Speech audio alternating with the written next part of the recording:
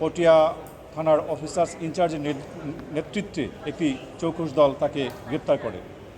তার গ্রেপ্তারের সময় তার হেফাজত হতে একটি দেশীয় তৈরি এলজি, 3টি কার্তুজ এবং প্লাস্টিকের হাতলযুক্ত চাইনিজ ক্রল, 3টি রামদা এবং ছুরি উদ্ধার করা হয়। তার বিরুদ্ধে নিয়মিত অস্ত্র আইনে মামলা রুজু করা হয়েছে। আপনারা জানেন গত 25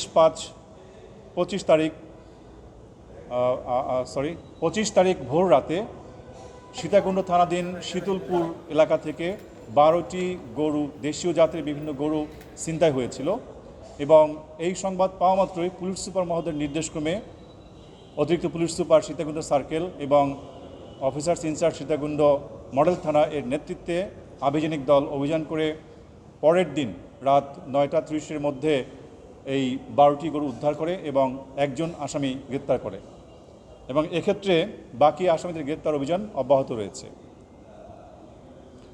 আপনাদের সকলের সদয় অবগতির জন্য আমি আরও জানাচ্ছি, এই চলতি মাসে চট্টগ্রাম জেলা পুলিশের 17টি থানায় অভিযান করে 73টি মাদক মামলা রুজু হয়েছে এবং 97 জনকে গ্রেপ্তার করা হয়েছে। মাদক মামলাগুলোর মধ্যে যে আলামত জব্দ করা হয়েছে: চোলাই মদ 1346 লিটার, ইয়াবা 65,721 পিস, গাঁজা 14 কেজি এবং বিদেশি মদ 2 বোতল। চলতি মাসে অদ্যাবধি আজকে পর্যন্ত চট্টগ্রাম জেলার 17টি থানায় 11টি অস্ত্র আইনে মামলা রুজু হয়েছে।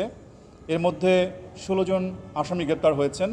উদ্ধারকৃত আগ্নেয়াস্ত্রসমূহের মধ্যে রয়েছে 17টি এলজি, 1নলা বন্দুক 4টি, রাইফেল 1টি, গুলি 10 রাউন্ড, কার্তুজ 4 রাউন্ড এবং দেশীয় বিভিন্ন দা ছুরি রয়েছে 25টি। মাননীয় পুলিশ সুপার মহোদয়ের নির্দেশক্রমে অবৈধ অস্ত্র উদ্ধার এবং মাদক উদ্ধার পাশাপাশি বিভিন্ন সন্ত্রাসীদের গ্রেপ্তার অভিযান অব্যাহত থাকবে।